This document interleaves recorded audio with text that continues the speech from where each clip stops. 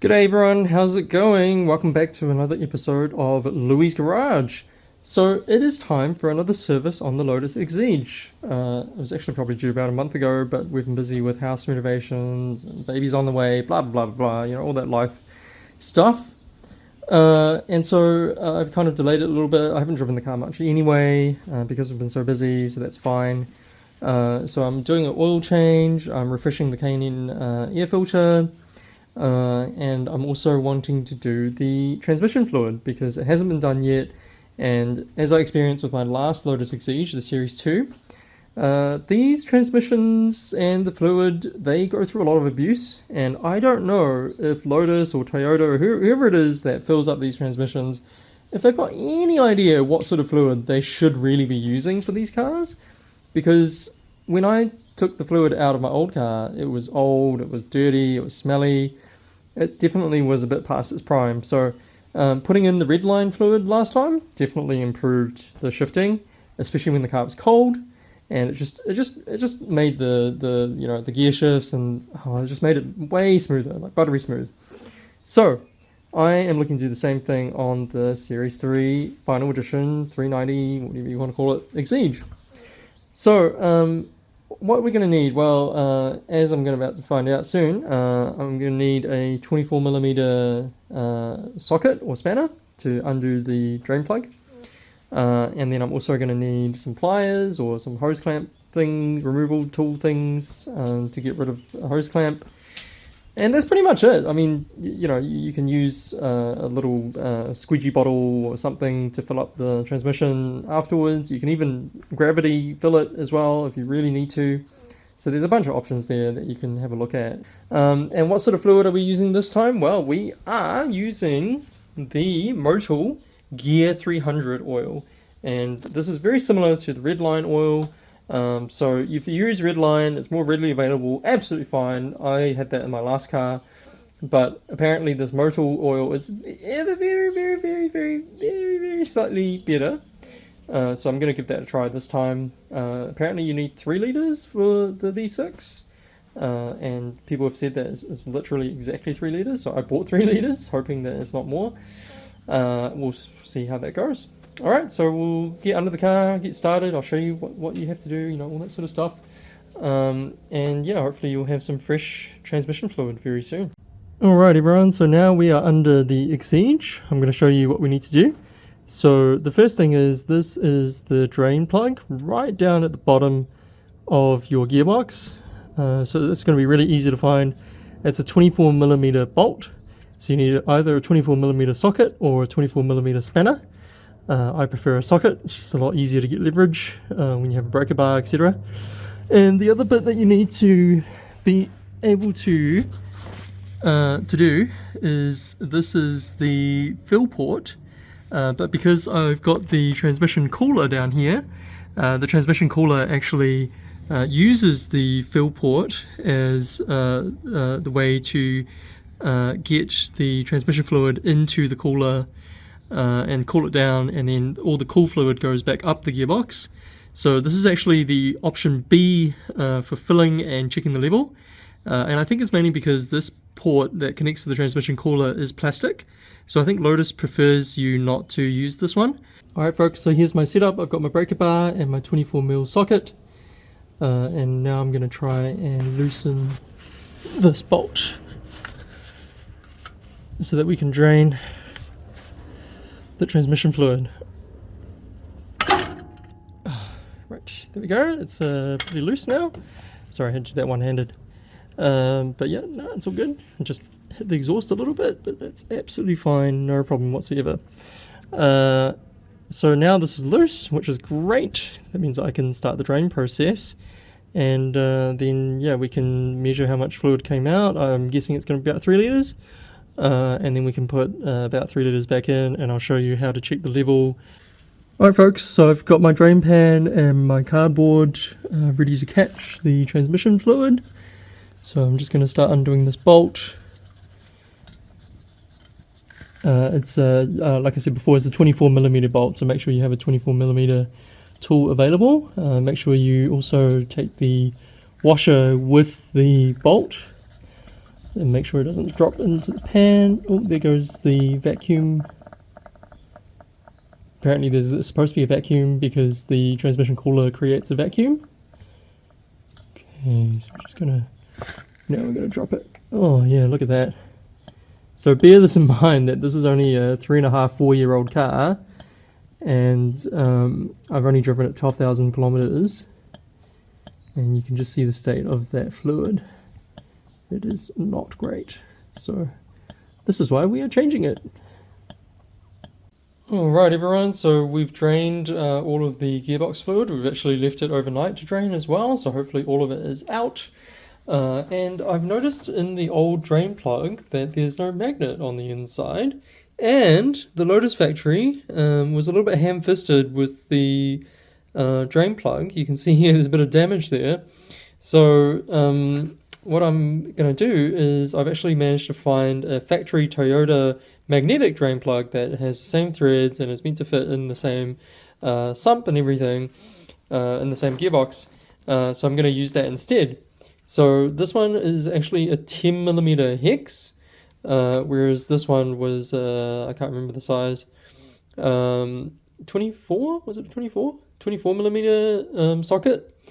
So that's a little bit of a difference there, but I'm going to use the magnetic one. It's a bit of an upgrade and it's not damaged. So this is the little dipstick that I fashioned out of the instructions from the Lotus service manual. I'll just flash up an image of the page in the service manual so you can have a look yourself.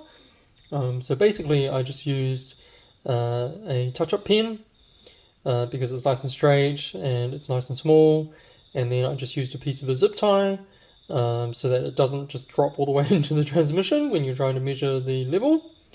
And I believe, yeah, you're supposed to measure about 6 centimeters from where your zip tie or where your stopper is supposed to be to the tip of the dipstick. And all you're looking for is just a little bit of fluid at the end of the dipstick, and that basically tells you that you're at the right level. Unfortunately, I didn't actually make a video or take any photos of the dipstick when I was actually changing the fluid. So I'm just doing this video afterwards. Sorry, you'll have to just imagine a bit of fluid at the bottom there.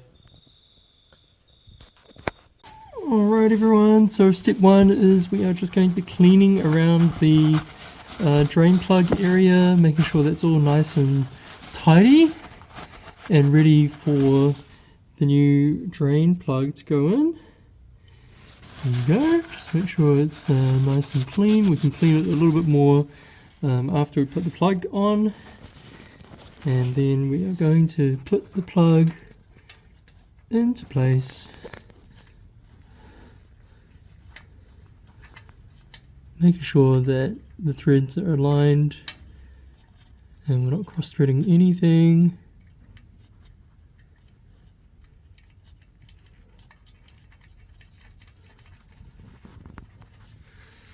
Right, so yeah, there you go. You can see that the plug is going in. Hold on, let me turn my flash on. Yep, there you go. Sorry, it's a little bit cramped down here, so having to contort myself a little bit. Get it nice and tight, nice and in there. Right, and then what we'll do is it's supposed to be 39mm of torque. 39 newton meters of torque. So we'll do 39 newton meters and then we'll start the filling process. Alright, just tightening up the plug.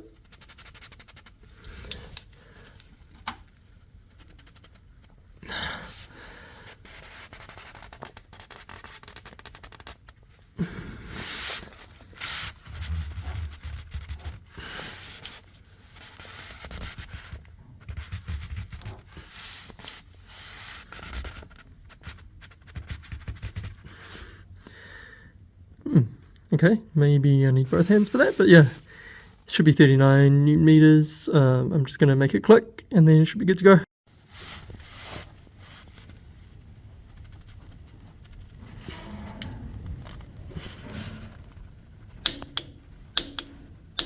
Alright, there we go, 39 newton meters it is. And so that's nice and tight, and then we can start the fill process. Alright folks, so filling up from the bottom was not working because apparently that particular port has some sort of restriction or something blocking it, so I was trying to fill it in and the fluid was just coming out. So what I'm doing is I'm actually undoing the top, I think this is the hose that feeds the oil back into the transmission from the transmission cooler. And so we're right at the top of the engine bay. I'm having to stand on a little step ladder, and I've moved the coolant reservoir, the charge cooler reservoir, out of the way. You can just unbolt two of these 8 millimeter bolts, and this will come out.